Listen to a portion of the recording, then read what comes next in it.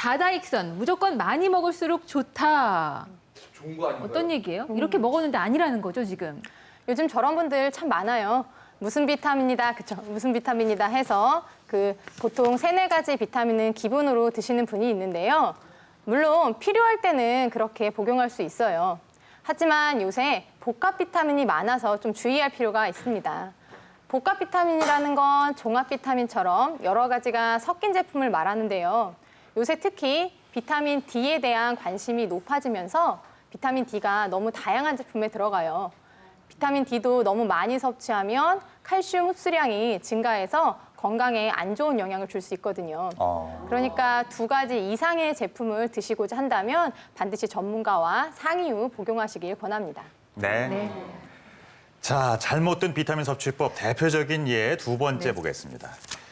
밥은 굶어도 비타민은 꼭. 밥보다 비타민이다. 이게 이제 권영차 씨 얘기를. 제 얘기에. 이거 어떻게 생각하세요? 일단은 그 비타민제를 뭐라고 얘기하냐면 식이 보충제라고 합니다. 말 그대로 음식과 함께 영양소를 보충해 주는 것들이라고 할 수 있는데요. 이 식이 보충제 같은 것들을 먹을 때 일단은 식품적으로는 음식을 통해서 공급받는 것을 우선으로 말씀을 드리고 있습니다. 그런데도 이런 식이 보충제를 드실 분들이 몇 분 있는데요. 비타민 섭취량이 많아지는 성장기 또는 청소년기, 그다음에 소화 기능이 떨어지는 이 노년기에는 이런 보충제들이 좀 필요합니다.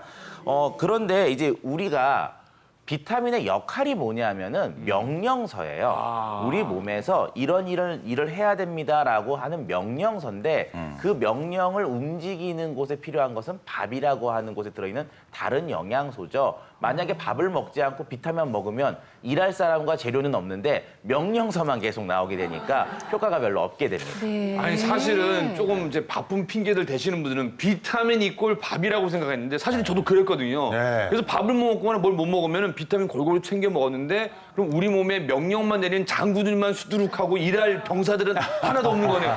어쩐지 그래서 몸이 막 시름시름 마른 것 같았어. 저는 네. 제 남편의 비타민이 되고 싶네요. 명령서를 내리는 사람. 비타민이 바로 그런 거였군요.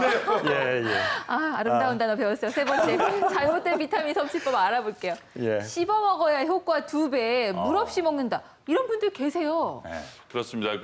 간혹 이제 우리가 이제 효과를 극대화시키기 위해서 물을 안 드시고 씹어 드신다든지 좀 쪼개 드신다든지 그런 경우가 있는데 워낙 알이 커가지고 이제 좀 삼키기가 어려우실 때는 뭐 쪼개 드시는 거는 상관이 없습니다. 근데 약의 효능을 높게 하기 위해서 일부러 가루를 낸다든지 또 캡슐을 뜯어서 드신다든지 하는 경우가 있는데 다른 전문의약품도 마찬가지입니다만 이 비타민 제제도 겉에 무엇을 입히느냐 또는 캡슐을 만드느냐 하는 거는 다 이유가 있습니다. 그래서 우리가 소장에서 주로 흡수가 되는데 이 소장의 어떤 부위에서 흡수가 잘 되는 비타민들이 있기 때문에 부위별로 거기까지 잘 내려가라고 코팅을 두껍게 한다든지 캡슐로 하기 때문에 이것을 씹어 드신다든지 물 없이 드시는 것보다는 있는 그대로 드시는 게 좋고요. 사실 비타민 얘기는 아닙니다만 유산균 같은 경우에는 우리가 대장까지 죽지 않고 내려가야 되는 거기 때문에 상당히 많은 노력을 들여서 포장을 하죠. 그렇기 때문에 있는 그대로 특히 삼키기 쉽지 않은 경우 빼고도 있는 그대로 물과 함께 드시는 게 좋겠습니다. 네.